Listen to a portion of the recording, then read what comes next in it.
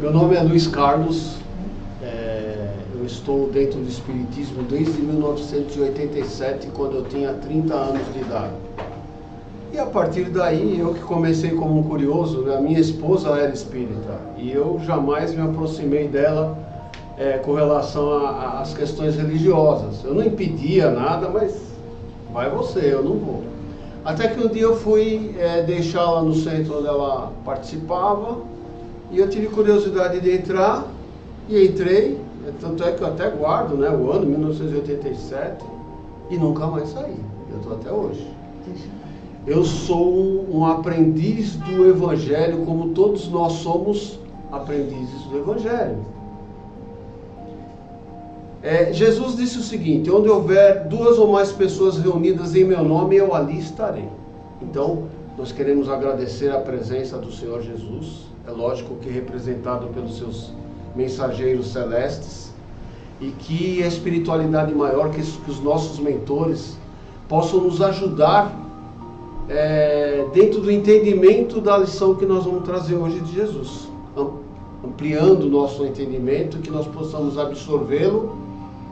E às vezes a gente vem no centro espírita, ouve muita coisa, acha as coisas bonitas, né? Nossa, que legal aquilo que eu escutei lá, tal. Mas aí tem a segunda parte, que é o praticar, né? Aí vem a parte um pouquinho mais difícil. No entanto, o primeiro passo foi dado, estamos aqui. Com certeza deixamos alguma coisa, sacrificamos alguma coisa dentro da nossa vida material para estarmos aqui e cuidarmos do nosso espírito. Hoje eu vou falar de cuidar do corpo e do espírito. E para falar disso eu vou começar pelo Sermão da Montanha. Eu acho que vocês já ouviram falar do Sermão da Montanha. O Sermão da Montanha é uma peça extraordinária dentro do Evangelho de Mateus. Se vocês forem lá no capítulo 5, 6 e 7 de Mateus, vocês vão encontrar o Sermão da Montanha. Extremamente conhecido por quê? Como que começa o Sermão da Montanha? Bem-aventurados os humildes, bem-aventurados os pacíficos, bem-aventurados os misericordiosos. E por aí Jesus vai. Dá até arrepio quando fala nisso. Então, essa peça dentro do Evangelho é tão importante que Mahatma Gandhi disse o seguinte: se alguma coisa inesperada acontecesse e nós viéssemos a perder toda a literatura espiritual do mundo, todos os ensinamentos morais do mundo, e sobrasse apenas o Sermão da Montanha, não teríamos perdido absolutamente nada. Então vejam a importância do Sermão da Montanha. Ele é a síntese das leis morais. Todo o ensinamento de Jesus está sintetizado no Sermão da Montanha. Quem dera se nós pudéssemos fazer pelo menos uma pequena parte do que está no Sermão da Montanha. Mas nós estamos caminhando e vamos avançar. Sabemos que existe uma lei do progresso, sabemos que nós temos que lutar para que isso aconteça. E cada um fazendo a sua parte. Cada um dentro do seu estágio evolutivo, cada um buscando aquilo que acha que é importante para o seu crescimento. Dentro do Sermão da Montanha, ainda um pouquinho mais adiante das bem-aventuranças, nós temos uma passagem em que Jesus fala o seguinte: se alguém te bater numa face, oferece a outra. E ele fala o seguinte: se alguém te pedir para andar 1 milha, ande com essa pessoa 2 milhas. Se alguém quiser te tomar a túnica, não só dê a túnica, como também a capa. E Jesus falou: se alguém te pedir emprestado, empresta. Se alguém estiver precisando de você, ajude. E ele falou o seguinte: amai os vossos inimigos. Qual que é a vantagem de amar os amigos? Amar amigo é fácil. E Jesus falou: amai os inimigos. Aí nós teríamos que desenvolver isso, porque nós sabemos que amar inimigo não é exatamente igual a amar um amigo. Existem diferenças. Mas aí seria tema de uma outra palestra. Enfim, aí Jesus, para acabar essa passagem que eu falei, ele falou: sede perfeitos, como vosso Pai Celestial é perfeito. Aí nós começamos a refletir. O que será que Jesus quis dizer com isso? Afinal de contas, o que é a perfeição? Bom, Jesus disse isso pelo seguinte: existem dois tipos de perfeição. Uma perfeição é a perfeição absoluta. E quem que é a perfeição absoluta? O que é a perfeição absoluta? Deus. Deus é a perfeição absoluta. Agora, existe a segunda perfeição, que é a perfeição relativa. É dessa perfeição que Jesus estava nos falando. Que nós temos que buscar a perfeição. Sabemos que não vamos chegar à perfeição de Deus. Só Deus. Mas nós temos que buscar a nossa perfeição relativa. O que nos aproxima muito de Deus. E o que é a perfeição quando nós começamos a pensar no termo? Quando começamos a pensar no termo perfeição, a gente pode pegar, por exemplo, uma peça de arte, um vaso, alguma coisa. Como que eu digo que alguma peça é perfeita? Eu digo que ela é perfeita quando ela não tem defeitos e ela tem muitas qualidades. Essa é a perfeição. Então, o que nós temos que buscar? Reduzir os nossos defeitos, os nossos vícios, e aumentar as nossas qualidades, que são as nossas virtudes. Esta é a busca que nós devemos fazer. Quando Jesus falou, sede perfeitos. Essa é a perfeição que nós sabemos que é difícil, que está longe, mas que nós não podemos parar. Nós temos que continuar avançando no nosso dia a dia na busca dessa perfeição. Para chegarmos a essa perfeição, nós temos mais um fator. Temos mais um fator importante, que é o seguinte: se eu quiser me aperfeiçoar, eu tenho que me conhecer. Conhece-te a ti mesmo. Eu preciso me conhecer. Então eu começo assim: de onde eu vim, para onde eu vou, o que faço aqui, o que eu sou. Não é assim que nós começamos a imaginar? Em algum momento da nossa vida nós já paramos e já falamos isso, né? De onde eu vim, para onde eu vou, o que faço aqui, o que eu sou. A sorte nossa é que o Espiritismo explica tudo isso. Não é verdade? Ainda bem que estamos numa casa espírita, não tem barreiras, não tem limites. Nós sabemos exatamente de onde nós viemos, para onde nós vamos, o que nós estamos fazendo aqui. Uma coisa é certa: nós somos seres espirituais. Eu não sou um ser carnal com um espírito por um momento. Ao contrário, eu sou um ser espiritual momentaneamente encarnado, momentaneamente com uma matéria. Então, se eu estou aqui na condição de ser um ser espiritual encarnado, e eu tenho que buscar a perfeição, como falou Jesus, ser de perfeitos, eu vou precisar do meu corpo, eu estou encarnado. Todos nós precisamos dos nossos corpos. Aqui, encarnados, somos o que? Espírito e um corpo material com uma interface que a gente chama de perispírito. Aí, o que é perispírito? Aí tem que vir na aula de quarta-feira, né? Começa a estudar bastante para entender as funções do perispírito. Uma coisa é certa: o corpo material age sobre o espírito e o espírito sobre o corpo material. Através do quê? Através da nossa interface, perispírito. Que nós, se formos estudar, nós vamos entender perfeitamente como que ela faz esse intercâmbio entre matéria e espírito. Então, gente, nós precisamos nos conhecermos para avançarmos. E o que nós buscamos aqui, tanto quando estamos encarnados ou quando estamos desencarnados? A perfeição que nós buscamos é a perfeição intelectual e moral. O que eu busco? Eu busco ser mais inteligente, né? Melhorar a minha parte intelectual e principalmente melhorar a minha parte moral. É isso que nós buscamos, estando no plano espiritual ou estando aqui encarnados. Buscamos isto, buscamos essa a necessidade que nós temos de avançar, e precisamos do nosso corpo, tá? Para que ele possa ajudar o nosso espírito.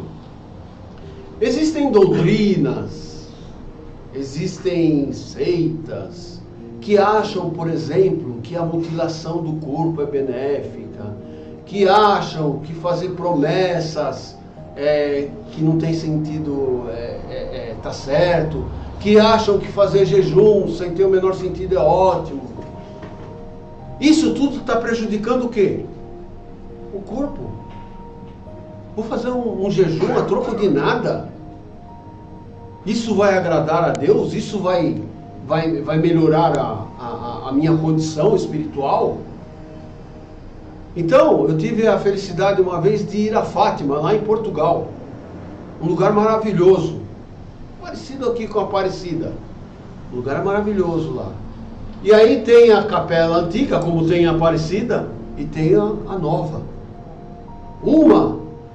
A distância entre uma e outra deve dar uns 300 metros no mínimo, que eu calculo ali 2 campos de futebol. E o que nós vemos lá? Pessoas que saem de uma capela para outra de joelhos. Atravessar tudo isso de joelho. Não é grama, é cimento. Então você vê isso e fala o quê? O que isso está ajudando o espírito? Porque isso aí está mutilando o corpo. Nós não podemos mutilar o nosso corpo, porque aqui precisamos dele para possibilitar o nosso avanço, para sermos perfeitos, como Jesus falou. Então essas questões aí, olha, eu vou me sacrificar meu corpo, para que o meu espírito possa se elevar. Não, você pode fazer outras coisas bem melhores, né, bem mais produtivas. Você pode fazer o que Jesus falou, que é amar a Deus sobre todas as coisas e ao próximo como a si mesmo, que é a prática da caridade. Isso substitui qualquer sacrifício do seu corpo. Ora, se você está cavalgando e aí de repente acontece um acidente, a culpa é do cavalo, que é o corpo? Não, a culpa é do condutor, que é o espírito. Então nós não devemos maltratar o nosso corpo. Devemos cuidar do nosso espírito e devemos cuidar do nosso corpo. E por que também devemos cuidar do nosso corpo? Tem alguém aqui que é advogado? Não. Então tá bom. Se tivesse um advogado, ele ia confirmar o que eu estou falando. Existe uma figura que chama fiel depositário. O que é o fiel depositário? Fiel depositário, nós temos 2 pessoas, a pessoa A e a pessoa B, estão brigando, por exemplo, por um potinho de bolinhas de gude. Tem uma dúzia de bolinhas de gude lá. E aí o B fala, não, essas bolinhas são minhas. E o A fala, não, são minhas. Diante desse impasse vão a um juiz. E o juiz fala assim, ó, vocês vão me trazer as provas. Enquanto vocês me trazem as provas, tá certo? Eu vou deixar suas bolinhas com um fiel depositário. Ele vai tomar conta das bolinhas enquanto eu decido. Isso pode ser rápido, isso pode demorar. E aí é constituído oficialmente um fiel depositário. Coitado do fiel depositário. Se sumir uma bolinha, é ele que vai responder para o juiz. Ele tem que tomar conta do que lhe foi entregue.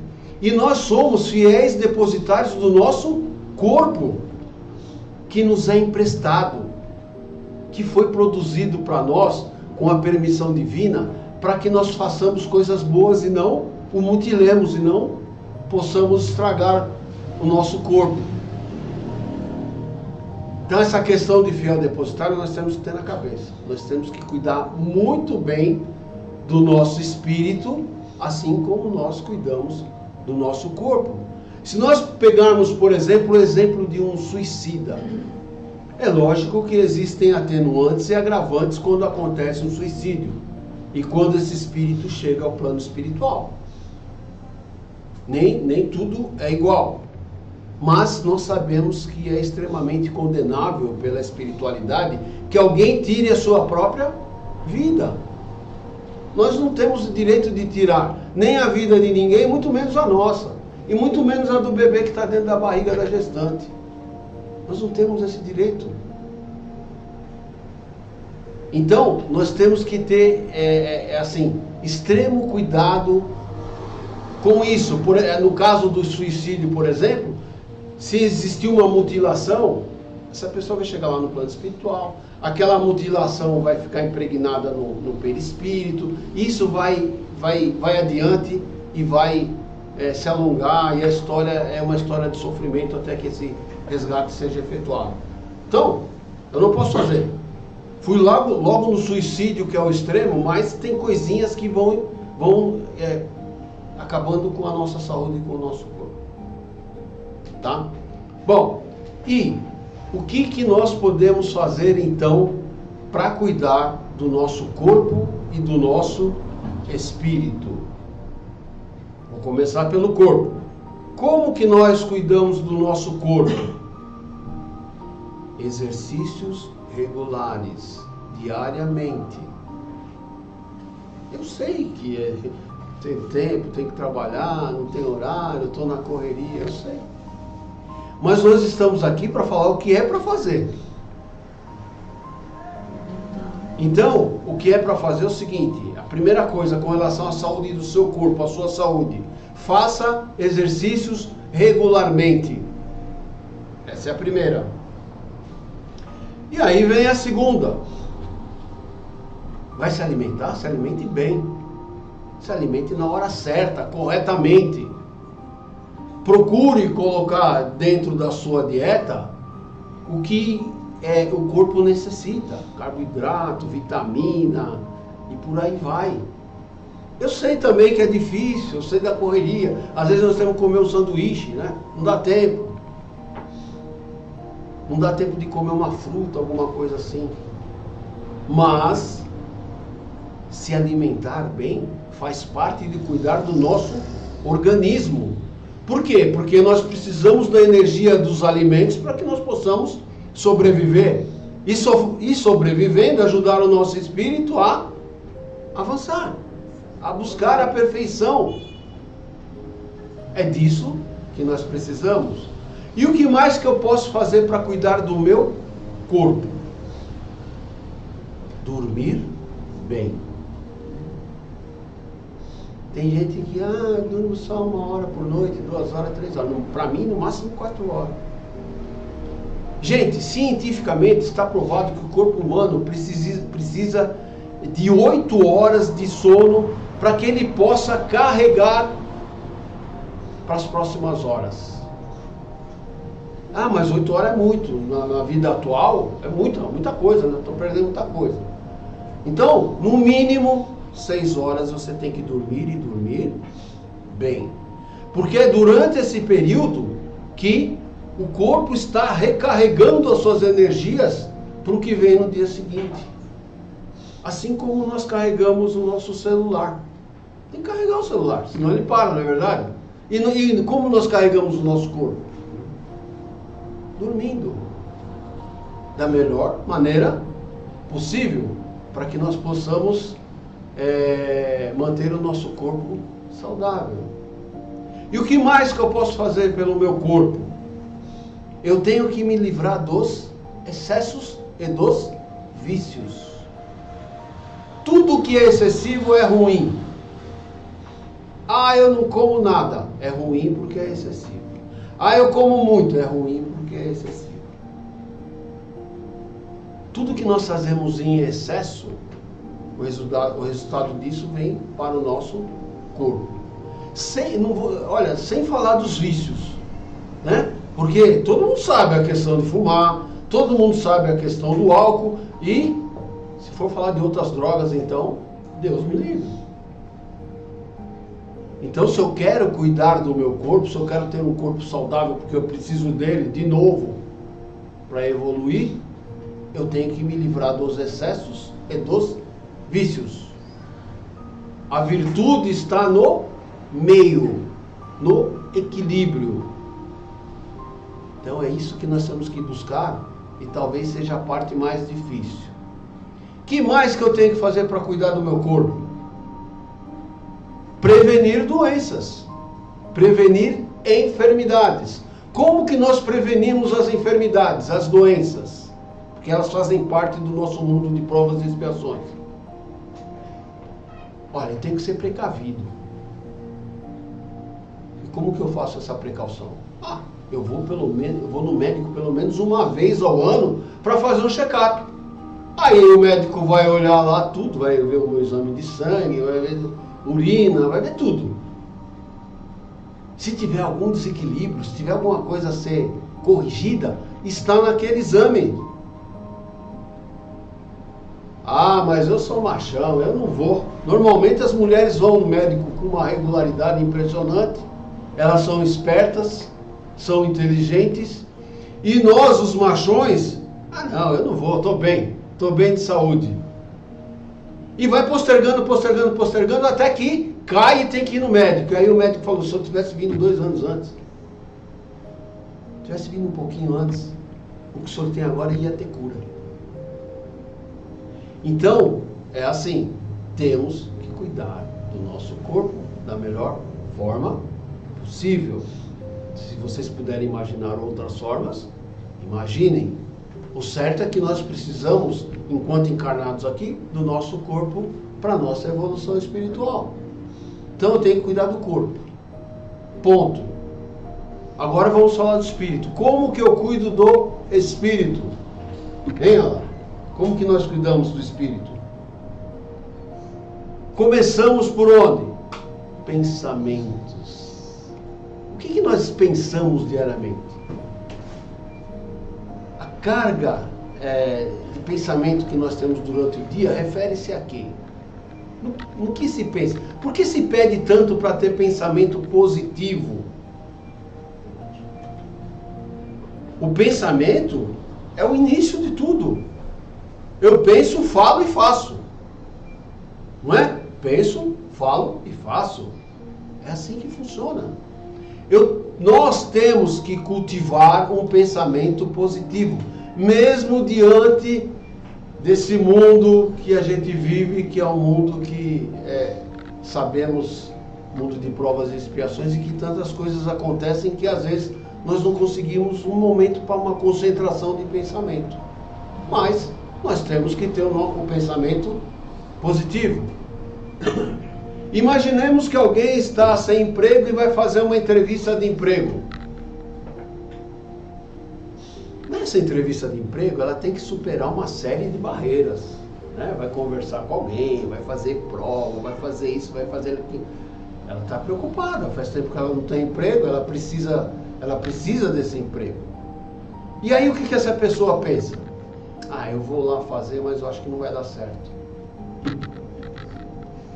Bom, criou mais uma barreira. Fora as barreiras naturais, né, que a gente tem que superar, o pensamento vai criando barreiras quando eles são negativos. Então, possivelmente, essa pessoa que vai fazer essa entrevista não vai se dar bem. Porque além das barreiras naturais, ela está criando a própria barreira do pensamento. Pelo contrário, eu vou lá, tenho certeza que eu vou me sair bem, vou dar um show e vou mostrar tudo que eu sei, eu domino o que estão pedindo, vai dar certo. Bom, isso vai tirar aquelas barreiras lá na frente? As naturais? Não vai tirar.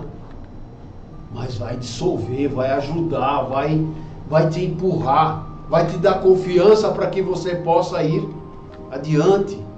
E essa confiança é fundamental para que você, por exemplo, que nem estou pegando aqui numa entrevista de emprego, você vá bem. Então, primeira coisa da saúde espiritual, pensamento positivo. O que mais que nós podemos fazer pela nossa saúde espiritual? Conversar com Deus. Só quando eu preciso? Não, sempre. O que nós precisamos para a nossa saúde espiritual é um intercâmbio constante com Deus. E quando eu digo Deus, eu estou dizendo a espiritualidade, eu estou falando dos mentores, estou falando de Jesus. Eu tenho que estar alinhado com os espíritos de luz. Então, diariamente, se eu quiser cuidar do meu espírito, eu tenho que separar um tempinho. Separa 5 minutinhos, 10 minutinhos. Ah, mas eu não sei fazer isso.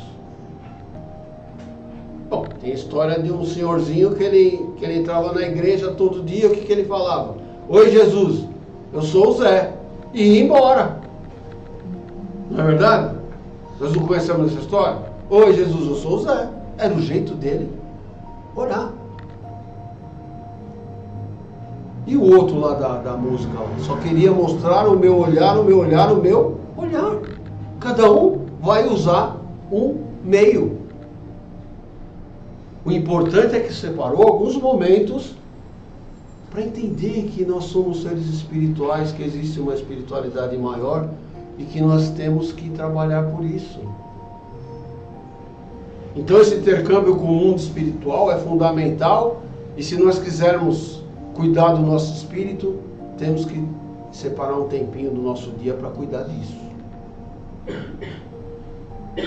Com seriedade e com compromisso. O que mais eu posso fazer pelo meu espírito? Eu posso participar de instituições religiosas que possam de alguma forma me melhorar moralmente. Aonde eu vou, depende. Mas tem pessoas que gostam de falar com o pastor, que gostam do que é feito na igreja dos evangélicos. Se a pessoa está afinada com isso, é porque é o remédio que ela precisa. Não adianta nós aqui espíritas falarmos, não adianta. Ela precisa da doutrina evangélica, que é colocada pelos pastores. Ah, mas eu só gosto de falar com o padre, eu vou lá, confesso, minha alma fica leve. Ótimo! Maravilha! Esse é um remédio também. Ah, eu sou budista, eu sou isso, eu sou aquilo, eu sou espírita. Por quê? Porque nós temos afinidade com a doutrina espírita. Porque o que o espiritismo está trazendo está nos atendendo. É disso. Agora, o que nós temos que fazer pelo nosso espírito é buscar instituições e casas que possam nos ajudar nesse sentido. Porque às vezes sozinho não conseguimos. O que mais que nós podemos fazer pelo nosso espírito? Está acabando, né? Está acabando, né? Não, pode ficar. Ah, você está gostando? Está. Passamos do horário hoje, né? Pode ir. Aí, Alan, gostei de você.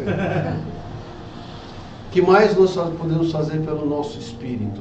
Caridade. Ah, esse é o cara. Esse menino aqui é o cara. Gente, fora da caridade não há salvação. Ah, mas isso daí é uma frase bonita, frase de efeito, né? Muito usada nos centros espíritas. Fora da caridade não há salvação. A prática da caridade em relação a tudo isso que eu falei, para nós cuidarmos dos nossos espíritos, é a mais relevante, é a mais importante. Talvez eu deixe de fazer alguns dos itens que eu falei anteriormente, mas eu sou um caridoso. Eu vou lá todo sábado às 5 da tarde, sacrifico o futebol, sacrifico o que tiver que sacrificar para atender outras pessoas. Eu vou lá no centro espírita e trabalho lá, não ganho 1 centavo da moeda aqui da terra, mas eu fico gratificado. Então, cada um tem que fazer a sua parte. E fora da caridade não há salvação, está resumido em uma passagem de Jesus também, que ele disse, a mim o fizestes. Que é fantástica, porque se você duvida da questão de caridade, o que Jesus falou? Que ele conta uma passagem em que há uma separação dos bodes e das cabras. dos bons e dos maus, do joio e do trigo. E aqueles que estavam à direita, colocados ali por Jesus, questionaram com Jesus: Senhor, por que nós estamos aqui? O que nós fizemos para merecermos estar desse lado? E ele falou o seguinte: tive fome, me desse de comer. Tive sede, me desse de beber. Estive nu e me vestiste. Fiquei desabrigado e me desse abrigo. Fui preso e fosse me ver na prisão. Fiquei enfermo e fosse no hospital me visitar. Mas quando nós fizemos isso, Senhor? Fizeram isso quando fizeram aos meus irmãos menores. A mim o fizestes quando fizeram aos meus irmãos menores. Então vejam a clareza de Jesus. Isso aí é importantíssimo com relação a essa questão da fora da caridade na salvação, porque Jesus não está colocando à direita quem é médico, quem é advogado, quem tem poder, quem tem dinheiro, quem é bonito, quem usa gravata, quem não usa nada disso. Isso daí, para a espiritualidade não vale nada. Nós não podemos levar nada disso. Então o que conta quando... Isso daí é tido como o juízo final, né? Que acontece para nós espíritas a cada desencarne, quando nós voltamos lá. E aí de repente fala assim: e aí, Luiz? O que você fez lá? Fala, sei lá, eu tentei fazer a minha parte. Ah, mas espera aí, alguém teve fome e você ajudou, teve sede, essas coisas todas aí? Pô, não fiz nada disso. Então, meu amigo, você não fez nada disso? Isso aqui é só um exemplo. Vai ter que voltar e vai ter que aprender a fazer. E essas são as nossas idas e vindas. Esse é o processo reencarnatório que nos conduz ao plano espiritual e que temos retorno aqui para o mundo material. E quanto tempo isso vai durar? Existem espíritos que não precisam mais encarnar. Não há mais necessidade. Porque eles já evoluíram tanto que eles não têm mais a necessidade de encarnar. Nós ainda vamos passar por isso muitas vezes. Mesmo em mundos de regeneração, em mundos mais adiante, nós ainda teremos a necessidade de encarnar. É o mesmo tipo de encarnação, grosseira como é agora? Não. Em mundos mais adiantados, nós sabemos, os aparelhos que eles chamam são mais sutis. Não tem esse peso todo. Mas nós vamos ter que passar por esse processo de reencarnação até que aconteça uma depuração. E isso é constante. E isso vai fazer com que nós possamos buscar e lutar pelo que Jesus falou, que é: sede perfeitos como o vosso Pai Celestial é perfeito. Gente, era isso que eu tinha para falar para vocês hoje. O que nós temos que fazer quando a gente vem na casa espírita aqui e ouve palestras? Nós temos que voltar para casa e refletir sobre o que foi falado. Todos que vêm falar aqui, a gente volta para casa e reflete, põe a cabeça no travesseiro e reflete. E a partir daí? A partir daí é como eu vou colocar em prática o que eu estou escutando lá no Centro Espírita. Porque o Centro Espírita só fala as coisas, só fala os ensinamentos de Jesus. Boa noite, muito obrigado, tá bom?